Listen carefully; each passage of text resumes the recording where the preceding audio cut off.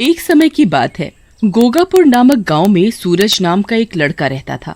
वो 7 वर्ष का ही था तभी उसके माँ बाप दोनों की ही मौत हो जाती है। अपने माता पिता के मौत की वजह से सूरज काफी उदास रहने लगा था। उसका ना तो कोई सगा संबंधी था, ना ही कोई रिश्तेदार। वो बिल्कुल अकेला सा ही पड़ गया था। एक दिन की बात है, सूरज का मन बड़ा ही उदास था तो वो जंगल की तरफ निकल गया और एक पेड़ के नीचे पत्थर पर बैठकर अपने माता पिता को याद करने लगा। माँ, पिताजी, आप मुझे छोड़कर क्यों चले गए? मेरा यहाँ कोई भी नहीं है। मेरा बिल्कुल भी मन नहीं लगता। मुझे भी अपने पास बुला लो। वो बैठा रो ही रहा होता है, तभी उसके पास अचानक से एक हाथी आकर गिर पड़ा। अरे, इस हाथी को क्या हुआ और ये इस तरह गिर क्यों गया? तभी सूरज की नजर हाथी के पैर पर पड़ी। ओहो, इसके पैर में तो कील गड़ी हुई है, तभी ये चिंघाड़ रहा है। हाथी जोर जोर से चिंघाड़ रहा था।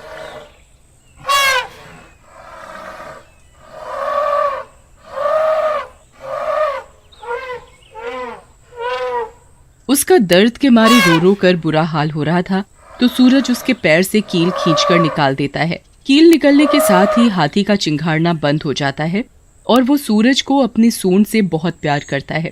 हाथी राजा, अब आपके पैर का दर्द कैसा है? हाथी सूंड उठाता है और वो उसको अपनी सूंड से उठाकर अपनी पीठ पर बिठा लेता है।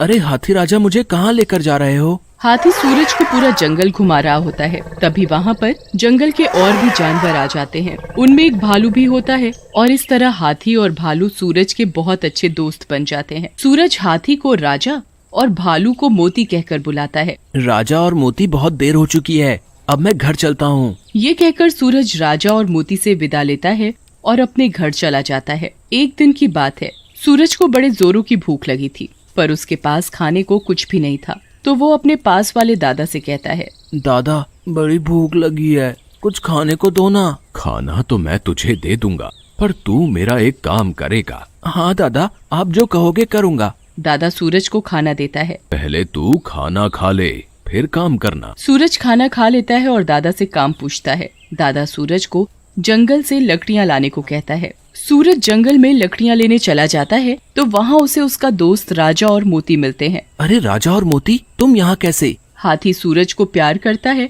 और अपनी सूंड से उठाकर पीठ पर बिठा लेता है और उसे जंगल में घुमाने लगता है। मोती भी सूरज के साथ साथ चलने लगता है। तभी हाथी के और भी जानवर दोस्त आ जाते हैं और वो सब सूरज के साथ खूब मस्ती करते हैं।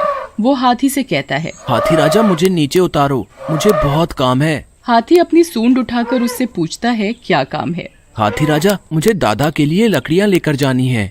हाथी सूंड उठाकर पेड़ से मिनटों में लकड़ियाँ तोड़ देता है और हाथी सूरज को पेड़ से फल तोड़ कर देता है। सूरज फल पाकर बड़ा खुश होता है और वो फल हाथी को भी खिलाता है और वो राजा और मोती से विदा लेता है। राजा और मोती, शाम हो चुकी है, अब मुझे घर जाने दो, मैं कल फिर आऊँगा। इस तरह सूरज के हाथी और मोती दोनों अच्छे दोस्त बन जाते हैं। राजा और मोती सूरज को उसके घर लकड़ियों के साथ छोड़ देते हैं। तभी सूरज राजा और मोती से कहता है, राजा और मोती, इससे पहले तुम्हें कोई देख ले, तुम यहाँ से चले जाओ। राजा और मोती सूरज को छोड़कर जंगल की तरफ चले जाते हैं। तभी एक आदमी सूरज को हाथी और भालू के साथ देखकर चौंक जाता है। बाप रे बाप, ये हाथी यहाँ गांव में कैसे आ गया? और फिर वो आदमी गांव में जाकर सरपंच को बताता है। ये बात चारों तरफ आग की तरफ फैल जाती है और धीरे धीरे ये बात सूरज के कानों तक पहुंच जाती है। तभी गांव के आदमी और सरपंच सूरज के घर बात करने आते हैं। सूरज, मैं ये क्या सुन रहा हूँ? सरपंच जी, क्या हुआ? मैंने तो कुछ भी नहीं किया। क्या तुम गांव में हाथी लेकर नहीं आते हो? सरपंच जी, हाथी मेरा दोस्त है और वो बहुत ही समझदार है, वो किसी को कुछ नहीं कहेगा। आगे से हाथी यहाँ गांव में नहीं आने चाहिए। अभी हाथी आ रहा है, बाद में फिर और भी जानवर आने लगेंगे। हैं? तुम्हें इन सब बातों का ध्यान रखना चाहिए। जी सरपंच जी, ध्यान रखूंगा। हाथी सूरज का बड़ा अच्छा दोस्त है। ये बात गांव-गांव में दूर दूर तक फैल चुकी थी। उसकी ये खबर शहर में सर्कस वालों तक पहुंच जाती है और वो सूरज के गांव हाथी और भालू को पकड़ने आ जाते हैं। सभी सर्कस वाले आपस में बातें करते हैं। इस गांव के पास वाले जंगल में हाथी और भालू है, उसे पकड़कर अपने सर्कस में काम करवाएंगे, जिससे हम और भी ज्यादा मालामाल हो जाएंगे। हाँ। ये कहकर सर्कस वाले जंगल की ओर निकल जाते हैं और जंगल में जाकर वो एक जाल बिछा देते हैं। सूरज इस बात से अनजान था कि सर्कस वालों ने जाल बिछा रखा है। उधर सूरज भी राजा और मोती के साथ खेल रहा होता है।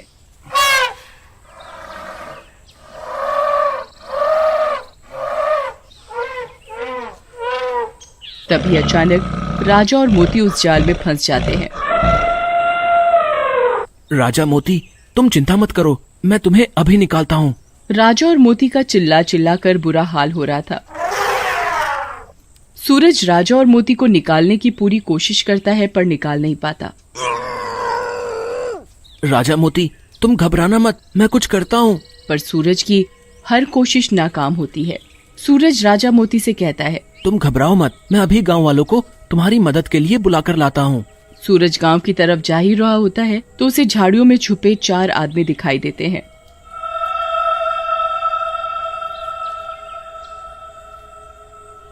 वो सर्कस वाले ही होते हैं। सूरज उन लोगों को देखकर सब समझ जाता है। अच्छा, तो ये सब तुमने किया है? हाँ, हम हाथी और भालू को अपने सर्कस के लिए लेने आए हैं। हाँ, मैं ऐसा हरगिज नहीं होने दूंगा। देखो, तुम हमारे रास्ते से हट जाओ, हम तुम्हें इसकी मुंह मांगी कीमत देंगे। मैं ऐसा कभी नहीं होने दूंगा। अगर तुम यहाँ से नहीं गए तो हम तुम्हारे प्यारे राजा और मोती को जलाकर मार देंगे। सर्कस वाले गुस्से में मोती को जला देते हैं तो उसमें भालू की मौत हो जाती है और वो सूरज को भी जला देते हैं।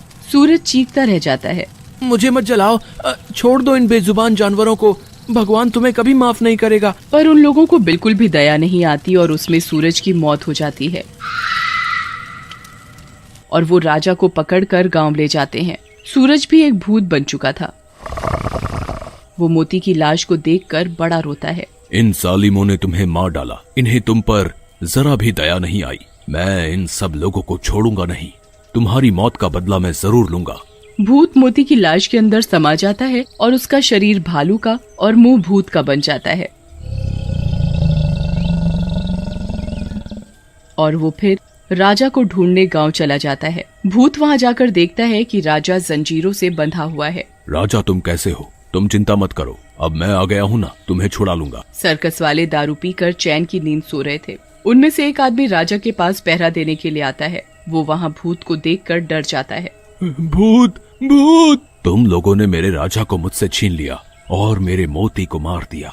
भूत आदमी को बड़ी बेरहमी से अपने दांतों और नाखूनों से मार डालता है। उसके चीखने की आवाज से सो रहे बाकी आदमी भी जाग जाते हैं और वो अपने साथी को बड़ी बेरहमी से मरा हुआ देखकर घबरा जाते हैं। अरे, जतन को किसने मार दिया? लगता है कोई जंगली जानवर रहा होगा। तभी उनके सामने भूत आ खड़ा होता है और वो उन लोगों पर हमला कर देता है। मुझे मत मारो, मैं भी ऐसे ही चीख रहा था जब तुम लोग मुझे और मेरे मोती को जला रहे थे। मेरा मोती दर्द से चीख रहा था, वो जल रहा था, रो रहा था, पर तुम लोगों को उस पर तरस नहीं आया और वो मोंटू को भी जतन की तरह ही मार डालता है। भूत गुस्से से जग्गी की तरफ देखता है और उसे मारने के लिए आगे बढ़ता है। तू बच के कहाँ जाएगा? अब तेरी बारी है। मुझे माफ कर दो, अब से मैं किसी भी जानवर को नहीं मारूंगा और ना ही पकड़ूंगा, मुझे माफ कर दो।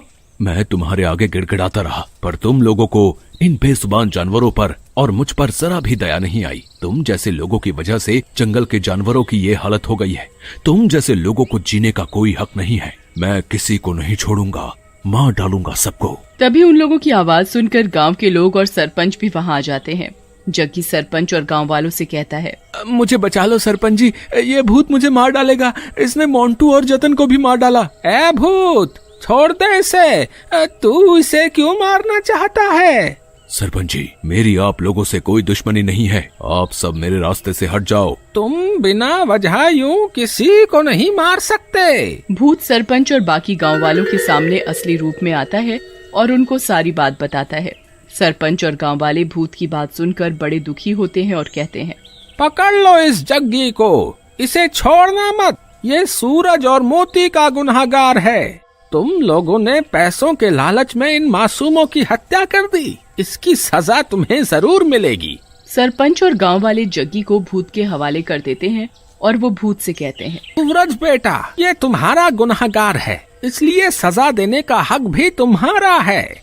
भूत जग्गी को अपने दांतों और नाखूनों से बड़ी बेरहमी से मार डालता है और तब जाकर उसको शांति मिलती है और वो मोती के शरीर से निकल जाता है। फिर वो मोती को अपनी शक्ति से वापस जिंदा कर देता है। सभी गांव वाले और सरपंच सूरज से वादा करते हैं। सूरज को भी गुनहगारों को सजा देकर मुक्ति मिल जाती है।